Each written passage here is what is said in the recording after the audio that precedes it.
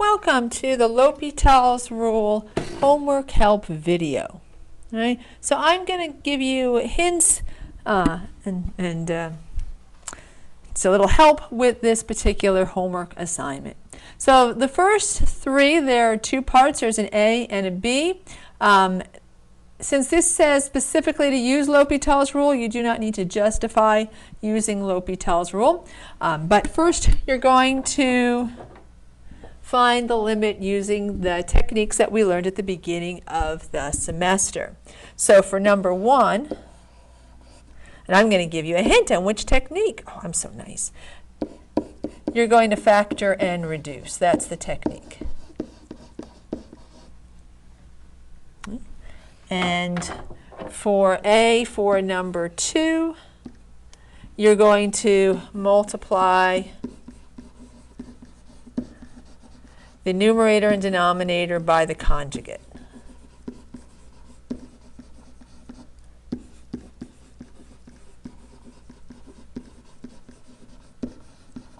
Right? And the conjugate is just the exact same thing with the sign between the terms, the opposite.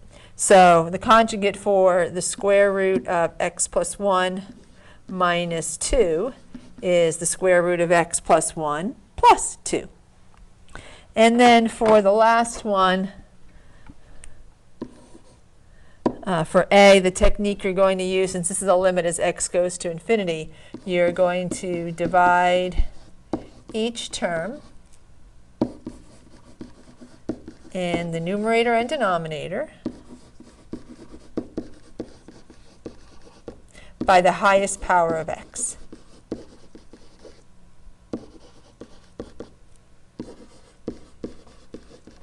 Oops, that's supposed to be a p. Right, and then once you've done that, you can use this limit as x goes to positive or negative infinity of a constant over x to any power is going to equal 0. I didn't give myself enough space. Let me just move it over a little bit. All right, so you're going to use that fact to find the limit. For B, you'll use L'Hopital's rule, and very interestingly, they're all power rules for each one of these. This is a power rule, and this one's a power rule.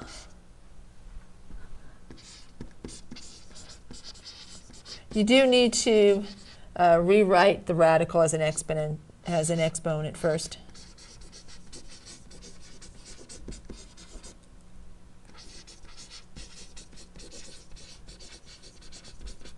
And this one is also a power rule for the B part, and it's the only one you're going to have to take the derivative, more than once so that you can take the limit. All right, so that's these three here. Let's take a look at the rest of the problems. All right, so I'm going to give you some hints on how to take the derivatives, right? So you're using L'Hopital's rule if possible. Note that word if possible. There are actually two that you cannot use L'Hopital's rule for. So I'm going to give you hints on finding the derivatives. Take the limit. And so hints on finding derivatives to use L'Hopital's rule.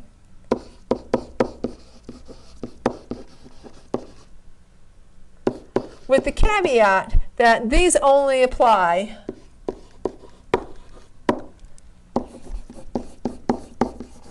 if the limit is indeterminate.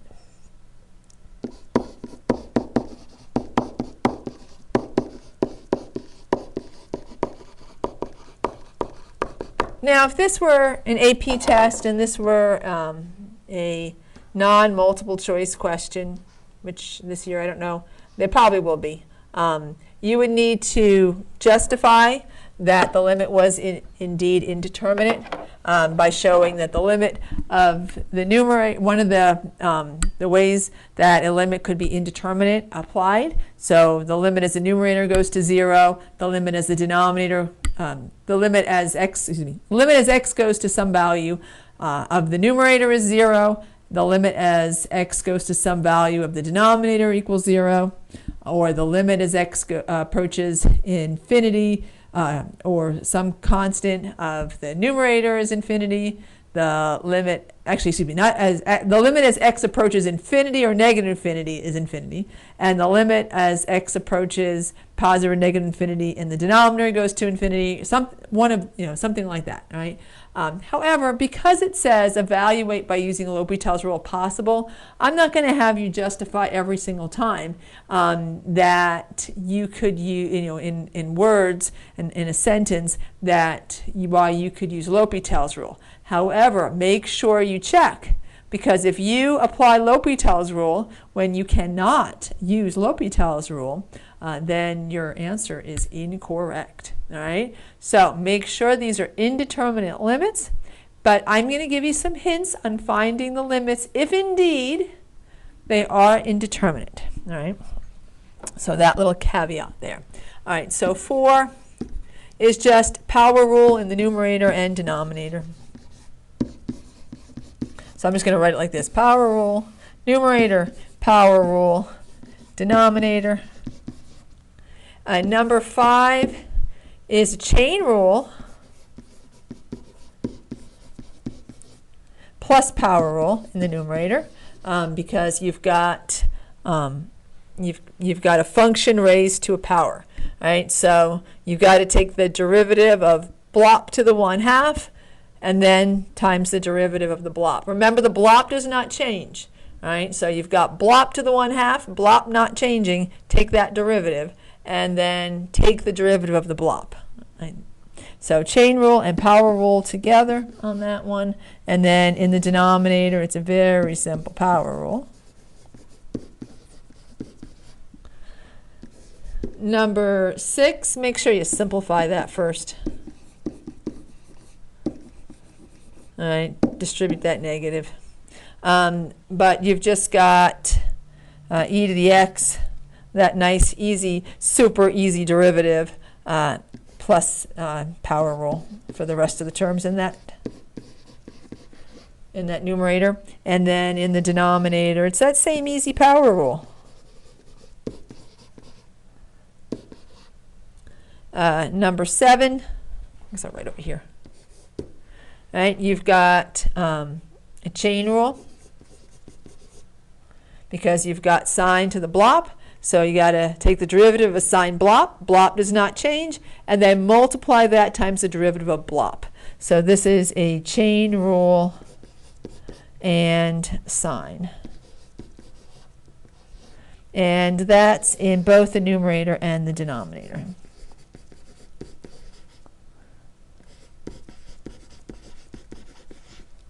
And then 8, I'm going to write smaller. Well, I have that big hint up there, that big caveat up there, so that's what's taking up all my space. In the numerator, you've got the derivative of arc sine. No chain to that. And if you forget these derivatives, well, you'll need to memorize them, but you can, right now, look them up, so that'll help you memorize them. And then that same easy power rule in the denominator. I'm not noticing any of these to have to be repeated. Right, so this is one and done, if indeed they are indeterminate. And I'm not guaranteeing you they're all indeterminate. So make sure they're indeterminate first. Here's 9 through 12 and then 22 because, well, I just don't like to do things in numerical order, apparently. Numerator for 9, numerator is power rule. And denominator is power rule. And you will have to, if this is indeterminate, you might have to do it more than once. 10, again, power rule. And in the denominator, power rule. So while you do not need to justify why you can use L'Hopital's rule, because it tells you to use L'Hopital's rule whenever possible, if you cannot use L'Hopital's rule, justify that for me. All right, so on that, let's go back to this page. On that, only apply if it's indeterminate. Explain if it's not indeterminate. So explain if limit is not indeterminate. So that's not very many of them. And that'll give you at least a little practice with justifying for L'Hopital's rule. And literally just a little.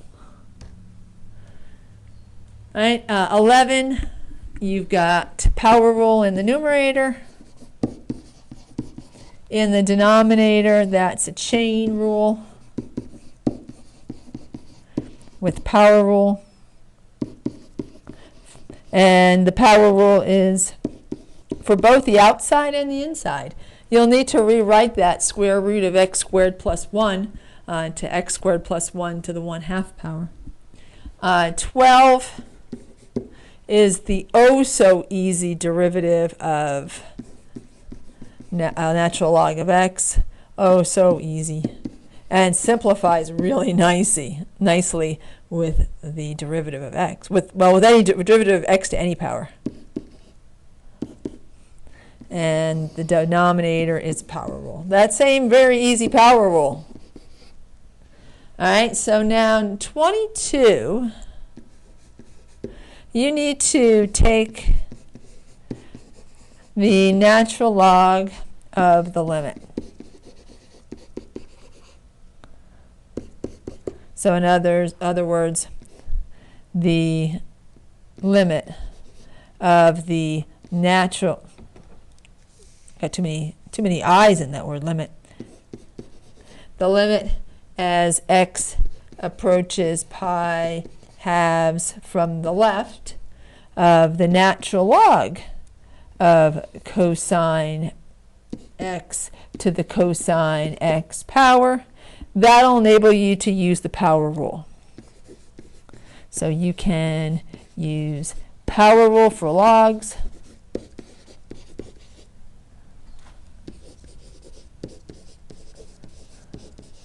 To move the exponent. Right, that exponent becomes a coefficient. All right, and once you've taken the natural log of x, if it is indeterminate, you'll have to rewrite it. But remember, you can always rewrite these, even if they're not indeterminate. There's nothing that says you can't rewrite it and then take the limit. Right? We did a lot of rewriting on a lot of different limits, right? With that, before we ever used L'Hopital's rule. A little hint that cosine x is the same as 1 over secant x, right? They are reciprocals of one another. So, little hint there, little hint, because remember, to use L'Hopital's rule, it must be a quotient. So to use L'Hopital's rule, limit must be a quotient. It's really hard to write when I can't see my writing. I have to kind of wait and just let it pop up there. Okay. Oops, we got the word must. Limit must. I don't know why I wrote 2 there. Limit must be a quotient.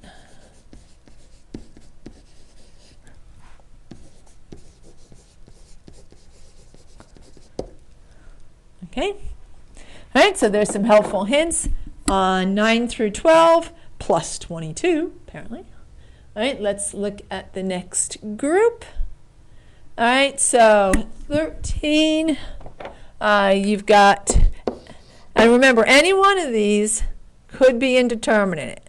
And I will tell you at least one, actually maybe more than one, right, is not indeterminate. So this is only if the limit is indeterminate can you use L'Hopital's rule. So, but 13, you've got a chain rule. That's sort of a power rule. Well, that is a power rule because you've got blop cubed. So you got to take the derivative of blop cubed. The blop doesn't change. And then plus, you got the derivative of natural log of x, which is nice and easy. And I shouldn't say plus. Well, you know I'm saying plus, but remember, when it's a chain rule, it's times. I'm just telling you the types of rules you're using, right? So a power rule, maybe I should put times the derivative of natural log of x. But you know that for a chain rule, you multiply. Just put that little reminder. Oh, I don't have any space. Let's see if I have any. Looks like my recording has paused. Well, there we go. I don't know what you see when that happens and it pauses. You probably just see blank because I saw it jump up 7 seconds. So 7 seconds of blank is when it wouldn't move. I really have no space. All right, I'll put it over here, a little reminder on chain rule. So for chain rule, it's the derivative of the outside, and when you take the derivative of the outside, inside doesn't change.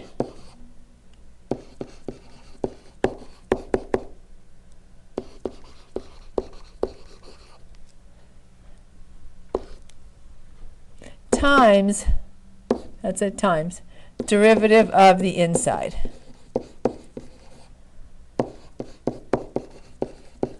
All right, so just a little reminder there on the chain rule. Some of us are better with our derivatives than others, but we all want to get good with this. That's half of calculus, is the derivatives and applications of the derivative. All right, so chain rule, we got a power rule, and then you have to multiply times the derivative of natural log of x. Which really actually is pretty nice. And then in the denominator, the easiest power rule ever,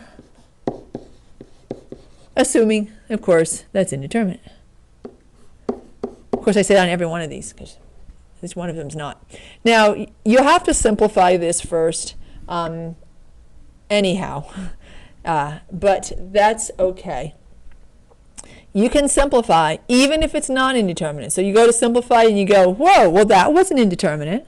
That's okay, all right? There's no harm in simplifying it. You just wouldn't use L'Hopital's rule. But if you don't simplify it, you can't use L'Hopital's rule. So you got to simplify it. And my little hint here, remember, it has to be a quotient to use L'Hopital's rule, that negative x is equal to negative 1 over x to the negative 1 power, right? Because if you were to simplify x 1 over x to the negative 1, the x would move back to the numerator and you'd have negative x, right? So that's a little hint, and you end up with just very easy in the numerator. You just have derivative of natural log of x, and power rule, if indeed, of course, as always, on all of these, this is indeed an indeterminate limit, which I make no guarantees on any one of them. 15, same deal. You can't even figure out if it's indeterminate very easily unless you rewrite it. Rewriting it makes it so much easier. And then you don't have to rely on one of the funky, as I like to say, one of the funky indeterminate forms. You can go with the old reliables, infinity over infinity, 0 over 0. Do you have that? And you can do that if you rewrite this. But a little hint that x is the same as 1 over x. And then if this is an indeterminate limit, you've got a chain rule in the numerator with sign and a power rule.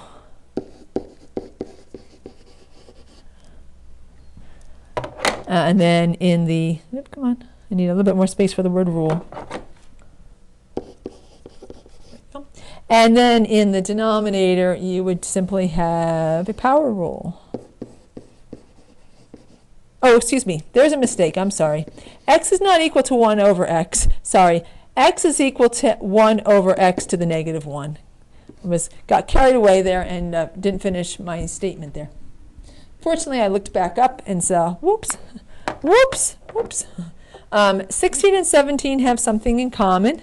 all right, and they're like one of the other ones on the other page, that one that had cosine x to the cosine x power, in that if this is indeterminate, it's one of those ones where they're fighting with one another, right? Like 1 to the infinity power and 0 to the infinity power, and they're at odds. But it's hard to look at those and tell. And there's nothing you could do with the variable in the exponent. However, so no matter what, whether this is indeterminate or not, you're going to want to do this. You're going to want to take the natural log of the limit. And that's for 16 and 17. All right, and then you can move the exponent. So in other words, for 16, that would be the limit of the natural log of x to the 1 over x power. And in 17, that would be the, because I should have write x as x goes to infinity. In 17, that would be the limit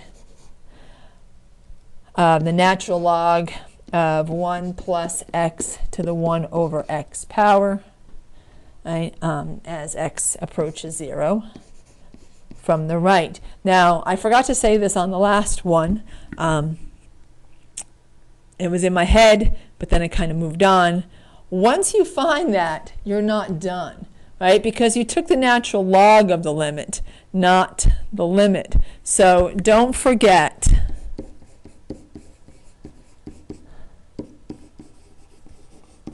to exponentiate. So in other words, your limit is actually e to whatever value you got for the limit as x approaches pi halves. Right? So whatever you got, you take that limit and it's e to that value. All right? The same thing applies here. So if you take the natural log of the limit, you are free to do that anytime you've got a variable stuck up in the exponent there. And that allows you, right, to use the power rule and move the exponent down as a coefficient. But don't forget that here it's going to be e to whatever the limit is, right? And e to whatever the limit is. That's going to be your answer, all right? So don't forget to do that part, all right? Otherwise, you got the wrong answer. All right? So there we've gone over the first 17 plus 22. I think there must be an 18, a 19, a 20, and a 21 to go along with that 22, all right? Of course. Oh, and plus a 23.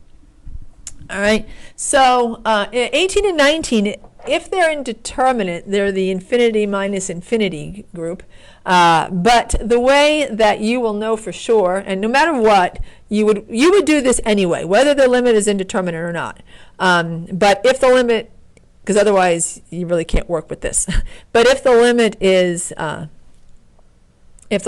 indeterminate, then you can use L'Hopital's rule. But no matter what, you need to rewrite as one fraction.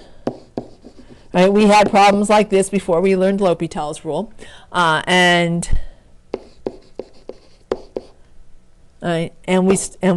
first thing we'd always do was rewrite that as one fraction, and then sometimes we could simplify or we can do other things with it. But you're going to rewrite as one fraction first, then, and only then, determine if limit is indeterminate.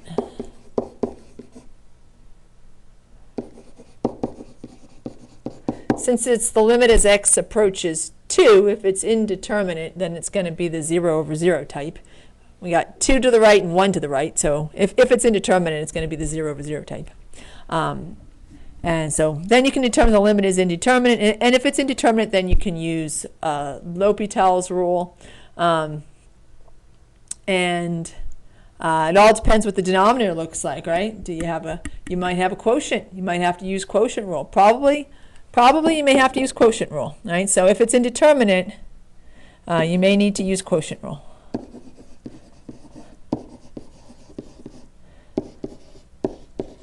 Not quotient rule, excuse me, power rule. Oh my gosh, product rule, product rule. It's late for me. And this is the second time I did the video because I had a couple of the problems. I had an old worksheet I accidentally made a video of, and it didn't have all the right problems, and I redid the whole thing as opposed to making 2 piecemeal videos. But you may need to use the product rule. Hint, hint, hint. If you're using L'Hopital's rule, right, because you're going to have a product. You may have a product in the denominator, all right? I'm not saying you will or you won't, but you might. And if you do, then you'll have to use the product rule. There. Let's go on to, so this was 18 and 19. Let's go on to 20. That one's a fairly straightforward one. If that is indeterminate, right, it's going to be a power rule in the numerator and a chain rule. Well, other than saying a chain rule, because the chain is on the exponent, let's say e to the x derivative plus a chain rule, because the chain rule is in the exponent. Right, so you got to multiply by the derivative of the exponent.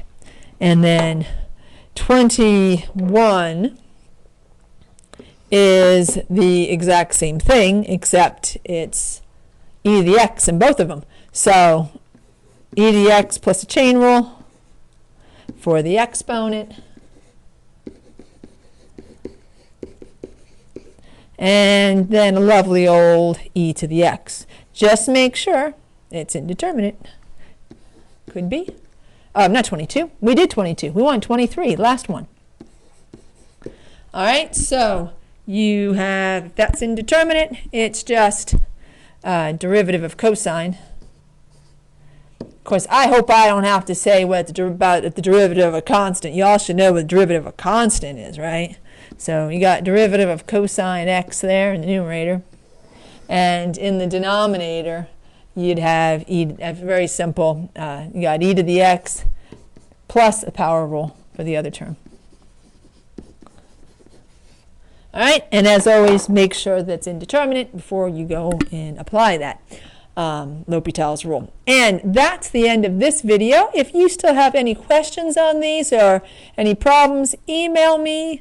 You can use the discussion forum. I check that regularly. And I will get right back to you with those questions. All right, thanks for watching. Bye for now. Have a great day.